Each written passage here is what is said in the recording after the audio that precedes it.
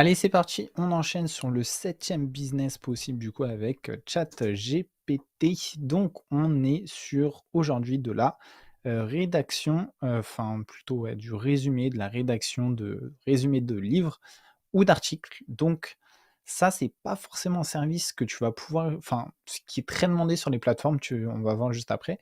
Mais concrètement, c'est super pratique pour résumer des textes. Donc attention, ChatGPT, normalement, c'est une limite de 400-500 mots en gros, pour un article, mais c'est super intéressant, tu vas voir, comment ça se passe. Donc moi, je l'utilise beaucoup pour Amazon, par exemple, où je vais copier-coller 40 avis clients d'un produit et je vais tout simplement demander à ChatGPT, je vais lui dire: «Résume-moi les points positifs, par exemple les 5 points positifs et les 5 points négatifs de ce produit» et du coup, il va me faire une synthèse de tous les avis clients.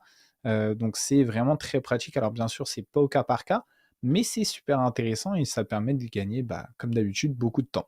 Donc on peut faire, vraiment sur, n'importe quel domaine, donc du résumé de livre, du résumé d'article, enfin franchement, les possibilités sont illimitées. Donc je vais te montrer comment faire ça depuis, ChatGPT. Donc on va prendre un article de blog, donc par exemple, on va taper, allez, Facebook Ads tuto, tac.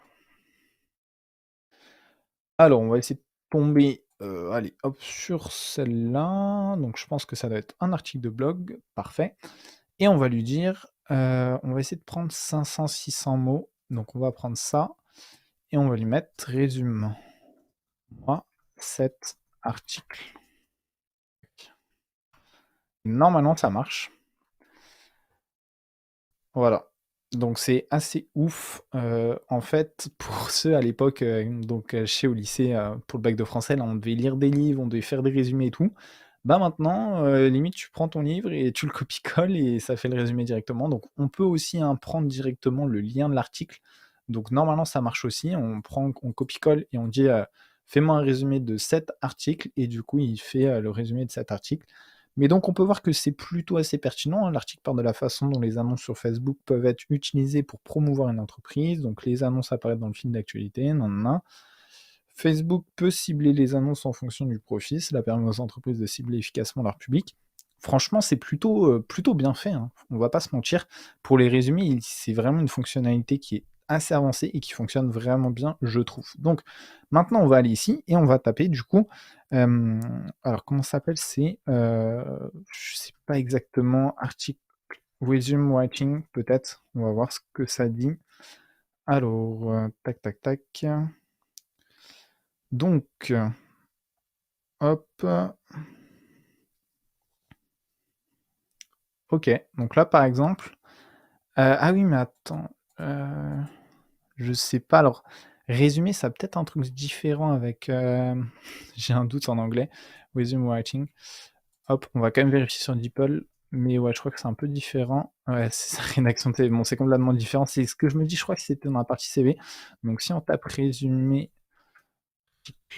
de blog, summary blog post, hop, on va voir. Après, je crois que c'est pas un truc qui est très demandé en fait, ça c'est plus un, alors ouais, tu vois, analyse, blog research, OK, bon, c'est pas forcément, tu vois, il y a pas beaucoup d'avis et cetera, pareil sur le marché français, mais en fait, ce qui est intéressant, c'est que tu peux quand même faire des résumés et cetera.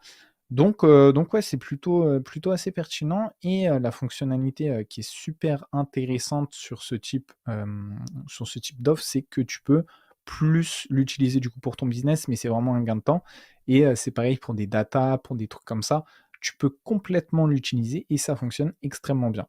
Donc là, c'est pas forcément un truc sur lequel tu vas pouvoir faire beaucoup d'argent, mais pour ton business à toi, c'est intéressant. Après, je voulais quand même te le mettre parce que on sait pas, hein, peut-être que ça va être un service qui va être de plus en plus demandé et cetera, que c'est un peu galère à faire, mais qu'il y a de la demande. Donc il faudrait creuser après, résumer, ça peut être classer des bases de données, enfin on peut élargir un petit peu, on va dire, les possibilités. Mais bon, ça reste un petit business, qui peut être intéressant, un petit service et puis il suffit que tu aies une commande par mois. Une bonne commande à 200-300 €, voilà, c'est toujours bon à prendre. Donc bon, je vais pas passer plus de temps sur ce business, on se retrouve pour les business suivants.